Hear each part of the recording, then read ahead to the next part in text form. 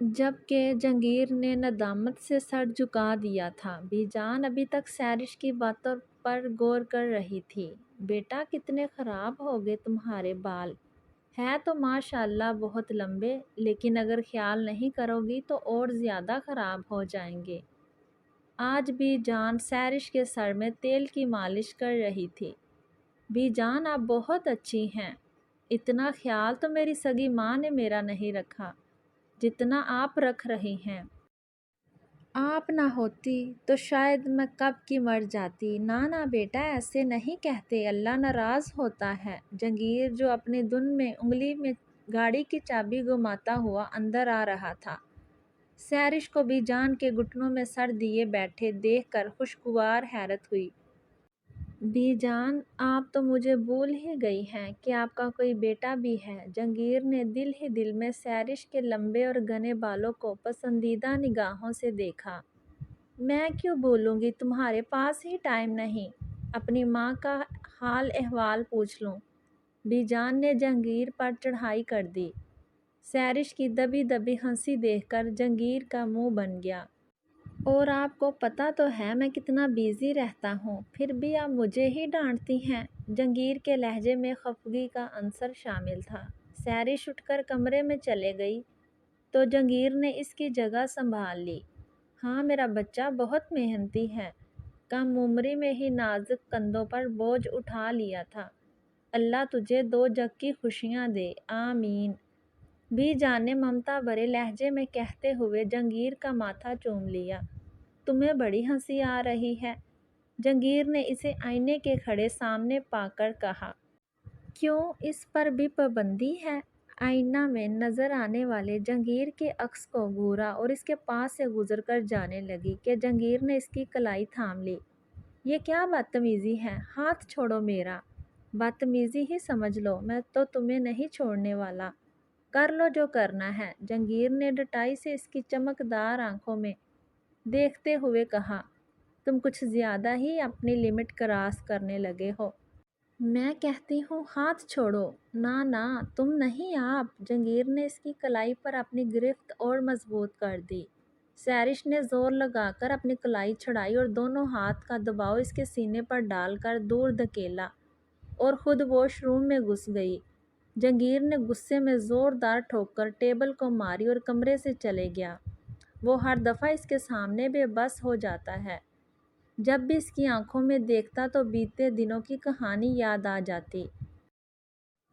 اس کی آنکھوں میں درد آج بھی ہلکورے لیتا ہے۔ اس نے وقت کے ساتھ چلنا تو سیکھ لیا تھا، لیکن گزرے وقت کی اذیت کو نہیں بھلا سکی تھی، اور وہ درد پڑھنے والا کوئی نہیں بلکہ درد دینے والا ہی تھا۔ لیکن مجبور۔ جب وہ واش روم سے باہر نکلی تو ملازمہ اسے بی جان کا پیغام دے کر چلے گئی اور کمرے کی حالت پر غور کرنے لگی جو جہانگیر کر گیا تھا۔ اوہو، اور تو کوئی کام نہیں، بس ہر چیز کو اپنی اجارہ داری سمجھتے ہیں، لیکن میں کوئی چیز نہیں۔ وہ بڑبڑاتے ہوئے کمرہ سمیٹنے لگی۔ دھیان کہیں اور ہونے کی وجہ سے میز کا ٹوٹنے والا شیشہ اس کی ہتھیلی پر لگ گیا تھا۔ اف، تکلیف سے اس کے آنسو نکل گئے تھے۔ جہانگیر پلٹ کر کمرے میں آنے لگا تھا۔ سیرش کو اپنا ہاتھ پکڑے روتا ہوئے دیکھ کر اس کے پاس آیا۔ یہ کیا کر لیا، دکھاؤ، ادھر آؤ۔ سیرش نے چپ چاپ اپنا ہاتھ اس کے سامنے کر دیا۔ جہانگیر اس کی پٹی کر کے اپنی فائل اٹھا کر کمرے سے نکل گیا۔ میں اس شخص کو اتنا نفرت سے دھتکارتی ہوں، پھر بھی ہر دفعہ تکلیف میں میرے ساتھ کھڑا ہوتا ہے۔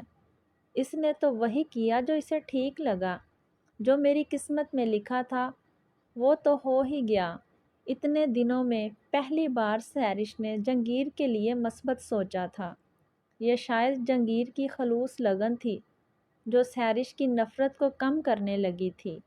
اسے اپنے آپ پر حیرت ہوئی، کیا وہ واقعی جہانگیر کے لیے مثبت سوچ رہی تھی؟ تو کیا اس کو جہانگیر سے نہیں ایسا نہیں ہو سکتا، میں اس سے کبھی محبت نہیں کر سکتی، کبھی نہیں۔ وہ تیار ہو کر نیچے آئی تو جہانگیر اس کے انتظار میں ادھر ادھر چکر لگا رہا تھا۔ اسے دیکھ کر مبہوت ہو گیا۔ ایئر لائن فراک اور چوڑی دار پاجامہ میں اس پر ہلکا میک اپ کیے وہ گڑیا ہی لگ رہی تھی۔ جہانگیر نے اسے کبھی اس حلیے میں نہیں دیکھا تھا۔ وہ تو بغیر میک اپ میں بھی حسین لگتی تھی، اب تو حسن دو آتشا ہو گیا تھا۔ وہ بنا پلک جھکائے اسے تکے جا رہا تھا۔ جہانگیر کی گرم نظروں سے اس کا چہرہ سرخی مائل ہو گیا تھا۔ وہ کنفیوز ہونے لگی تو گھبرا کر بولی، چلے دیر ہو رہی ہے۔ ہاں ہاں چلو۔ وہ گڑبڑایا اور گاڑی کی جانب چلا گیا۔ سیرش اس کے پیچھے قدم ملاتی ہوئی چل دی۔ بی جان نے ہی اسے بتایا تھا کہ جہانگیر کے ایک دوست کا ولیمہ تھا۔ وہ اس کے ساتھ بزنس میں ڈیل بھی کر چکا تھا، تو بی جان نے اسے جہانگیر کے ساتھ جانے کا کہا تھا۔ بہت پیاری لگ رہی ہو، جہانگیر نے سامنے مرر میں دیکھتے ہوئے کہا۔ سیرش نے منہ کھڑکی کی جانب موڑ لیا تھا۔ گاڑی سگنل پر رکتے ہی ایک بچہ ہاتھوں میں گجرے لیے گاڑی کے قریب آیا۔ صاحب جی یہ گجرے لے لو، بیگم صاحبہ کے ہاتھوں میں بہت اچھے لگیں گے۔ لے لو صاحب جی۔ جہانگیر نے اس بچے سے گجرے لیے اور 5,000 کے کئی نوٹ اس بچے کو تھما دیے۔ صاحب جی یہ اتنے کے نہیں ہیں۔ بچے نے گھبراتے ہوئے پیسے واپس کرنے چاہے، لیکن جہانگیر نے اسے ہاتھ کے اشارے سے روک دیا اور سگنل کھلتے ہی گاڑی بھگائی۔ یہ سب سیرش نے بھی دیکھا تھا۔ اس کے دل نے اس بات کو سراہا تھا، واقعی یہ بندہ احساس دل بھی رکھتا ہے۔ جہانگیر نے اس کی گود میں گجرے رکھ دیے۔ میں اس کا کیا کروں؟ سیرش نے سوالیہ آنکھوں سے پوچھا۔ چاہو تو پھینک دو، چاہو تو پہن لو، جہانگیر نے بے نیازی سے کہتے ہوئے موڑ کاٹا تھا۔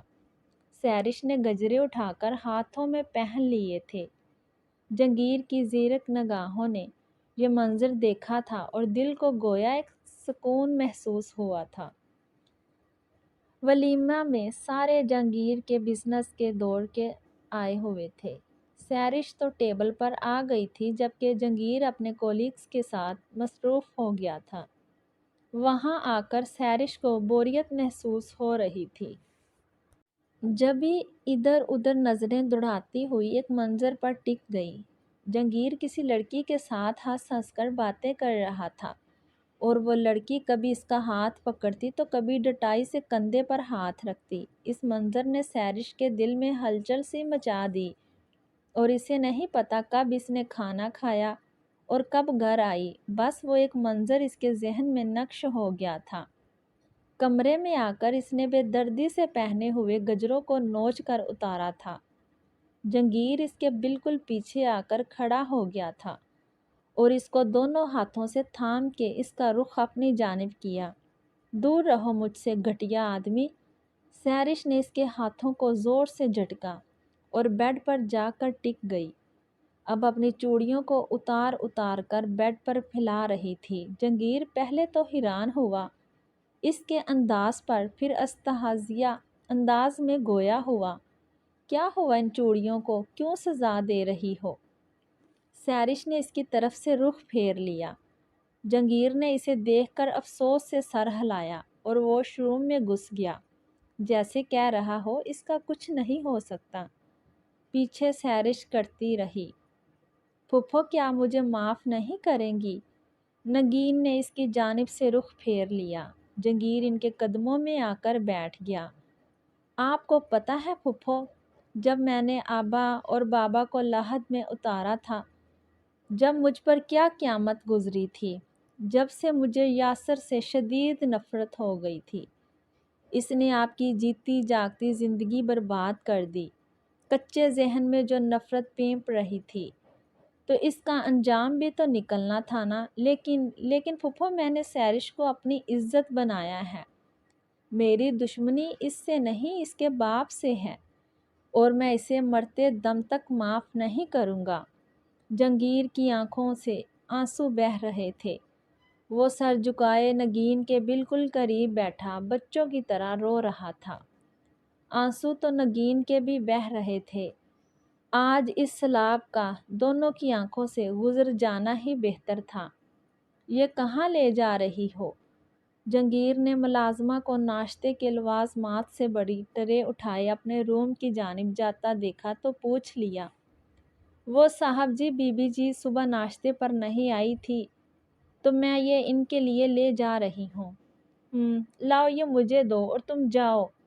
جنگیر نے ملازمہ سے ٹرے لی اور کمرے کی جانب بڑھ گیا۔ سیرش آڑی ترچھی بیڈ پر لیٹی ہوئی تھی۔ جنگیر کو ٹرے لیے اندر آتے دیکھ کر سیدھی ہو کر بیٹھ گئی اور کندھوں پر دوپٹہ پھیلایا، بالوں کو سمیٹ کر جوڑے کی شکل دی۔ جنگیر صوفے پر بیٹھ کر اسے فرصت سے تک رہا تھا، جیسے اس کے سوا کوئی کام ہی نہ ہو۔ یہ ابھی تک گیا نہیں کیا؟ سیرش نے ٹیڑھی نگاہ کر کے جنگیر کو دیکھا اور بڑبڑانے لگی، تم آج ناشتے کے لیے نیچے کیوں نہیں آئی؟ مرضی میری، آپ کو بتانے کی پابند نہیں ہوں۔ جنگیر کو اس کے ٹراخ سے جواب دینے پر غصہ تو بہت آیا، لیکن برداشت کر گیا۔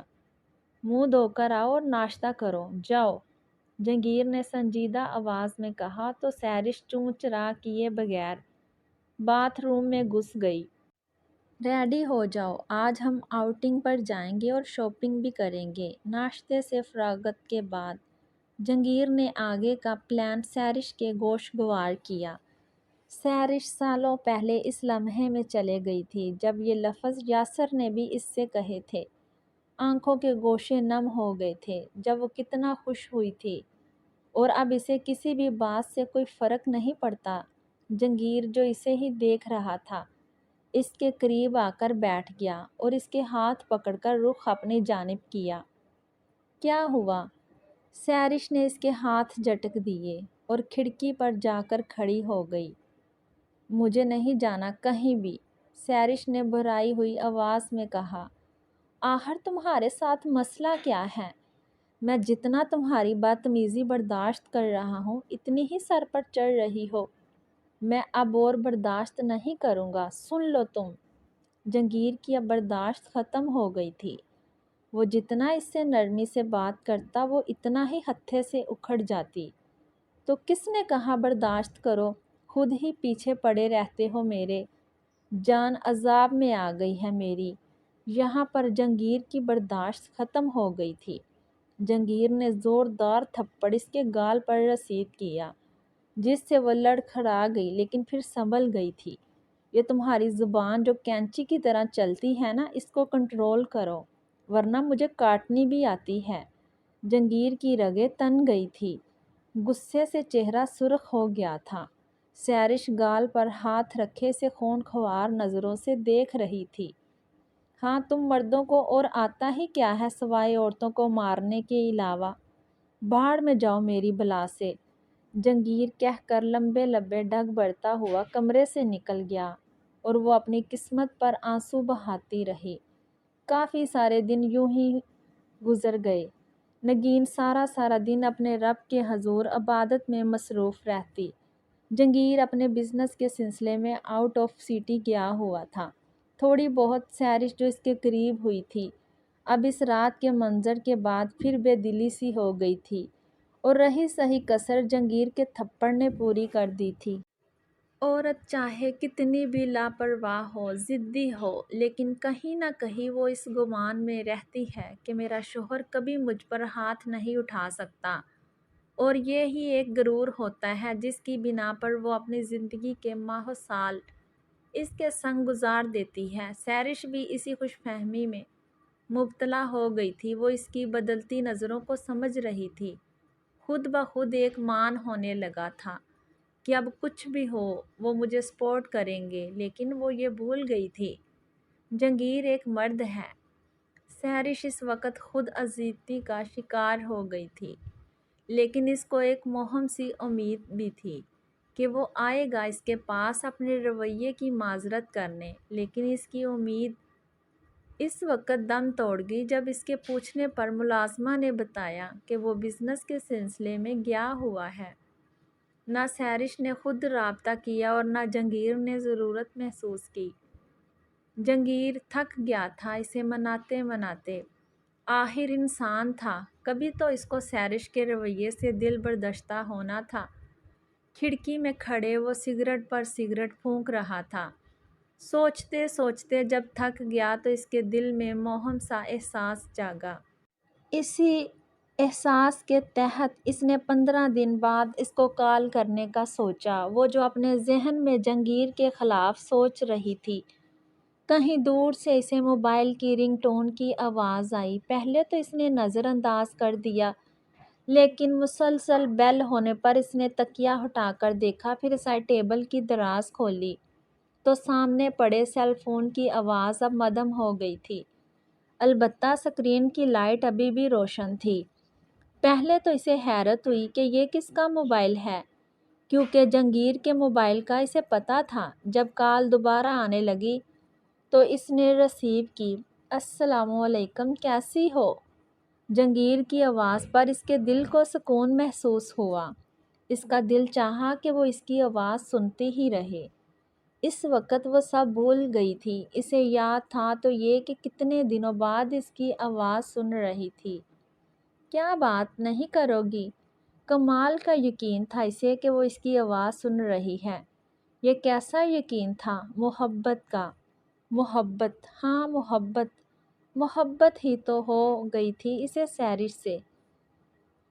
ज़रूरी तो नहीं कि अहदो पैमां के बाद ही मोहब्बत हो।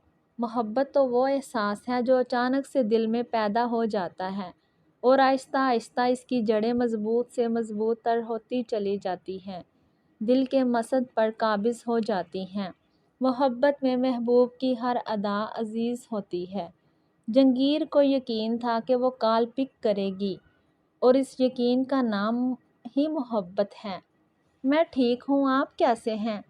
जंगीर का दर्द इसकी आवाज़ सुनकर ख़त्म हो गया। इसका मूड खुद ब खुद खुशगवार हो गया। शायद ये पहली दफ़ा सैरिश ने इससे नरम लहजे में बात की थी। मैं बहुत अच्छा हूँ, तुम्हें तो पता होगा। जंगीर के लहजे में शोखी शरारत दर आई थी। सैरिश ने हनकारा भरा। काफ़ी देर दोनों एक दूसरे की सांसों के तसलसल को सुनते रहे। कहने को कुछ था ही नहीं। सैरिश ने कॉल काट दी थी।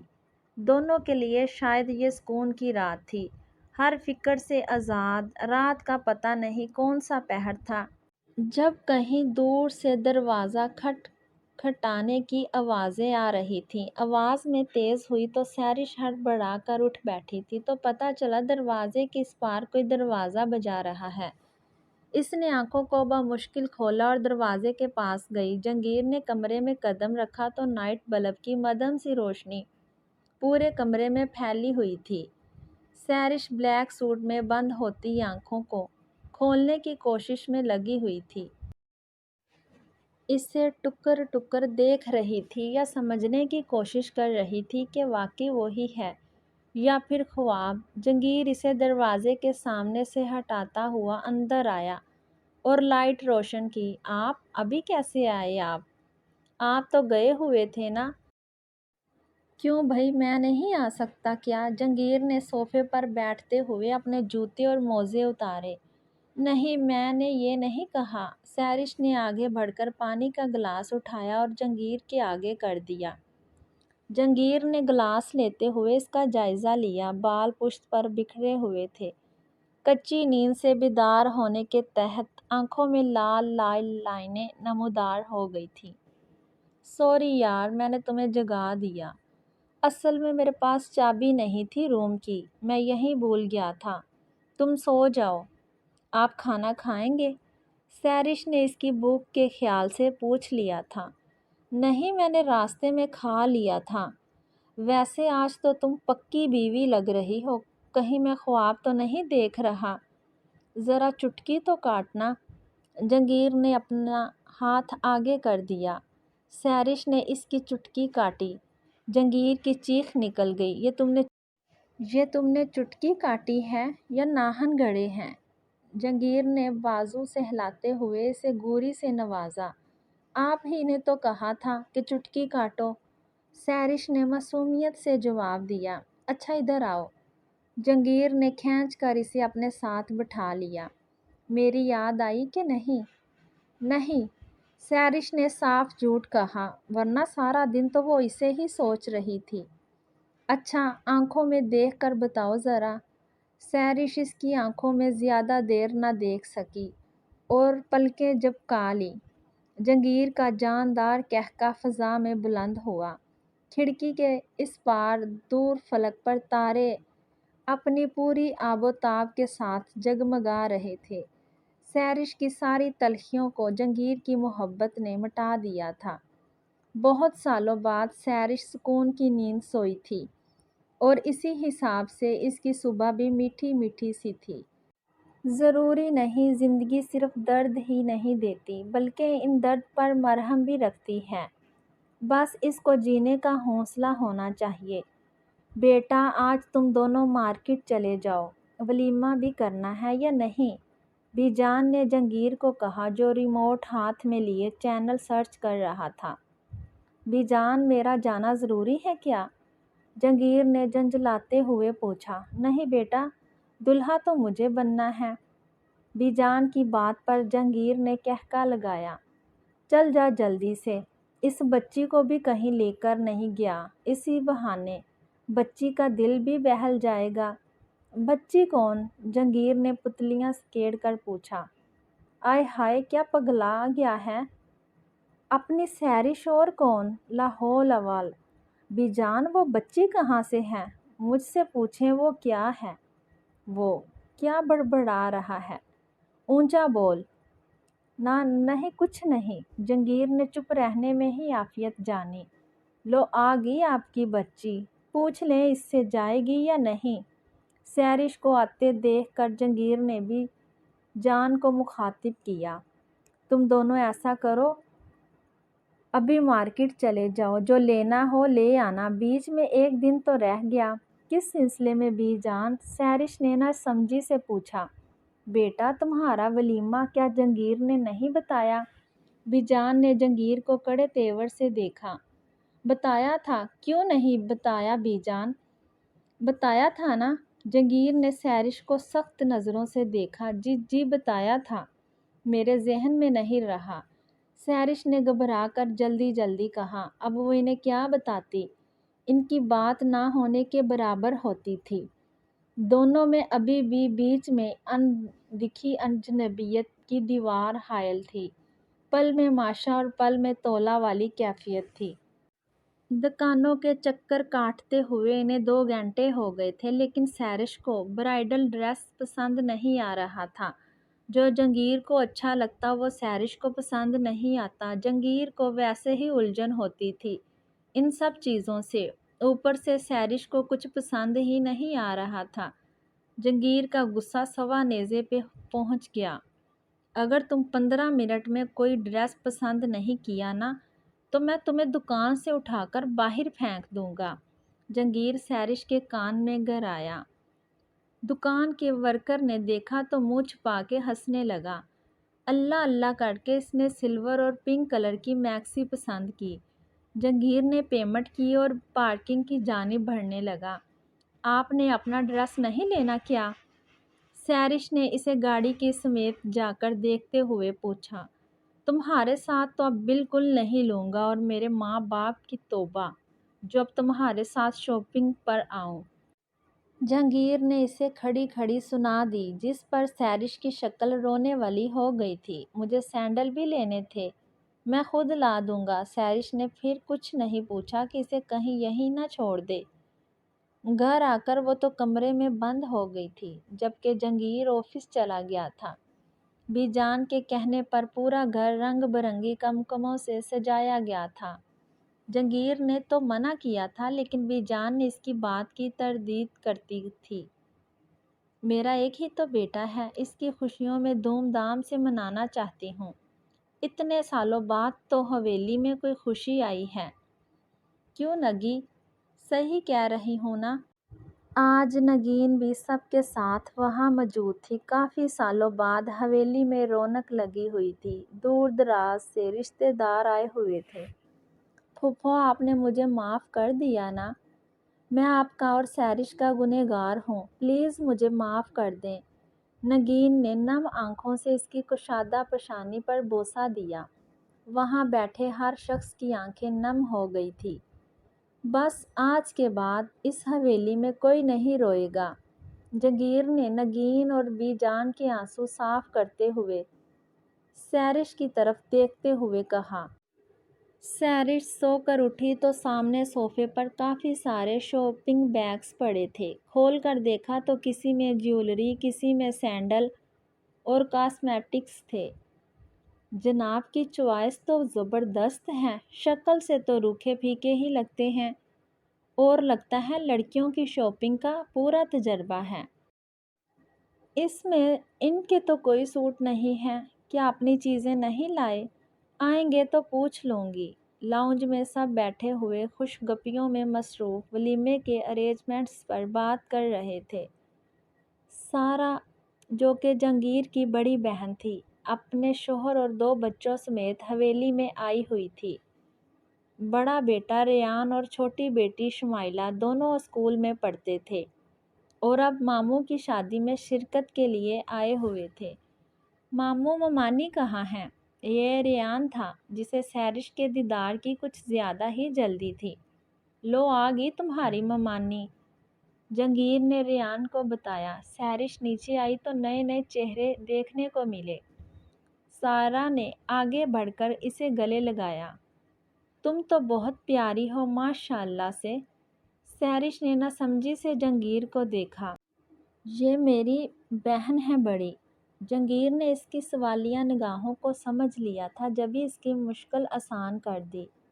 ماشاء اللہ چاند سورج کی جوڑی لگ رہی ہے۔ سارا نے سیرش کا ہاتھ پکڑ کر جہانگیر کے برابر میں بٹھاتے ہوئے بلائیں لی۔ آہر پسند کس کی ہے؟ جہانگیر نے کالر کھڑے کر کے فخر سے کہا، جیسے پتہ نہیں کتنی محبت کی شادی ہو۔ سیرش نے اسے دیکھا تو جہانگیر نے شوخی شرارت سے اس کا ہاتھ تھام لیا۔ اس نے گھبرا کر چھڑانا چاہا تو جہانگیر نے اپنی گرفت مضبوط کر لی۔ تم دونوں نے اپنی شاپنگ کر لی؟ جی جی بی جان، سیرش نے ہاتھ چھڑاتے ہوئے بتایا۔ آئیے سارا آپی، میں آپ کو شاپنگ دکھاتی ہوں۔ سیرش نے جان چھڑانے کے لیے وہاں سے اٹھنے میں ہی عافیت جانی۔ سلور اور پنک کلر کی میکسی زیب تن کیے ہوئے نفیس جیولری پہنے وہ پرستان کی پری لگ رہی تھی، اور ساتھ کھڑا جہانگیر شہزادہ لگ رہا تھا۔ جو بھی انہیں دیکھ رہا تھا سراہے بنا نہیں رہ سکا۔ کہتے ہیں نا، کبھی کبھی حالات ہمارے خلاف لگتے ہیں، لیکن ان مشکل حالات میں چھپی ہوئی آسانیوں کو نہیں جان سکتے۔ ہمارا رب ایک دروازہ بند کرنے سے پہلے 1000 راستے کھول دیتا ہے۔ اس کی مصلحتیں وہی جانے، ہماری ناقص عقل وہاں تک نہیں پہنچ سکتی۔ بے شک وہ ہمارے لیے جو کرتا ہے بہترین کرتا ہے۔ ولیمے کا فنکشن اپنے عروج پر تھا۔ سب رشتہ دار اور محلے داروں کو مدعو کیا گیا تھا۔ جیسے ہی جہانگیر اور سیرش کی انٹری ہوئی، ہال لائٹوں سے روشن ہو گیا اور ہر طرف تالیوں اور موسیقی کی آوازیں گونجنے لگیں۔ لیکن سیرش کی آنکھیں کسی کو ڈھونڈ رہی تھیں۔ مکمل ماحول میں اسے سب ادھورا سا لگ رہا تھا، اور وہ کمی سیرش کی ماں کی تھی۔ اس کی آنکھوں میں بار بار آنسو امڈ آئے تھے، جنہیں وہ اپنے اندر اتار رہی تھی۔ کئی بار اس نے جہانگیر سے کہنے کی سوچا بھی، لیکن ہمت نہیں ہوئی۔ اسی لمحے ایک لڑکا اسٹیج پر آیا اور جہانگیر کے کانوں میں کچھ کہتا پھر چلا گیا۔ تھوڑی دیر بعد جہانگیر نے سیرش کا ہاتھ پکڑا اور ہال کے دروازے کی جانب لے گیا۔ ابھی انہیں کھڑے 2 منٹ بھی نہیں گزرے تھے کہ رابعہ بیگم کا وجود گاڑی میں سے نمودار ہوا۔ سیرش بھاگتے ہوئے ان کے گلے سے لگی۔ اس وقت وہ بھول گئی تھی وہ ایک دلہن ہے۔ اسے یاد تھا تو بس یہ کہ سامنے کھڑی اس کی ماں ہے، اور وہ ایک بیٹی جسے اپنی ماں سے ملے ہوئے 4 سال ہو گئے تھے۔ جب سارے آنسو بہا لیے تو جہانگیر کا خیال آیا۔ پیچھے مڑ کر دیکھا تو جہانگیر اس کے انتظار میں کھڑا تھا۔ جہانگیر نے آگے بڑھ کر رابعہ بیگم کو سہارا دیا اور ہال میں لایا، جبکہ سیرش اس کے ساتھ ہم قدم تھی۔ جہانگیر اسٹیج سے اٹھ کر اپنے دوستوں کے پاس چلا گیا تھا، جبکہ سیرش رابعہ بیگم سے باتوں میں مشغول ہو گئی تھی۔ رابعہ بیگم نے نگین سے معافی مانگی اور انہیں گلے لگایا۔ نگین نے اعلیٰ ظرفی کا مظاہرہ کرتے ہوئے انہیں خوش دلی سے معاف کر دیا تھا۔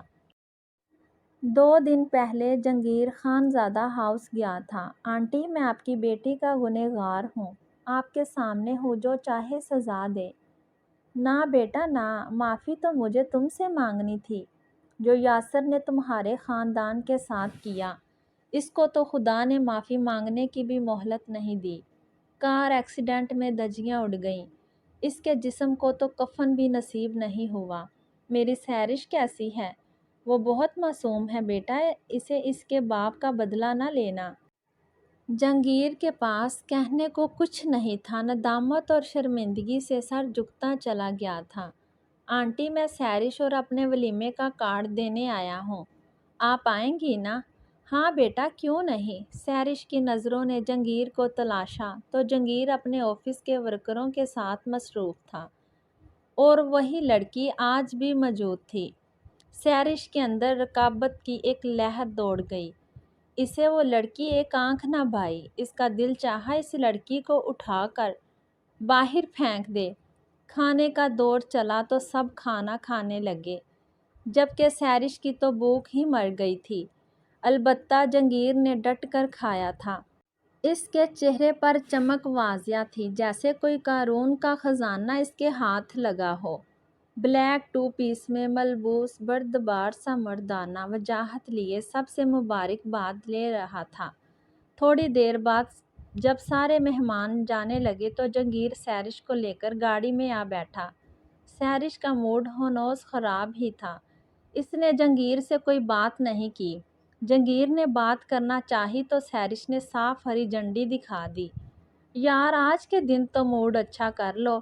جنگیر نے صلح جو انداز اپنایا۔ سیرش نے رخ کھڑکی کی طرف کر لیا۔ جنگیر نے ایک ہاتھ سے اسٹیئرنگ سنبھالا اور دوسرے ہاتھ سے اس کا بازو پکڑ کر اس کا رخ اپنی جانب کیا۔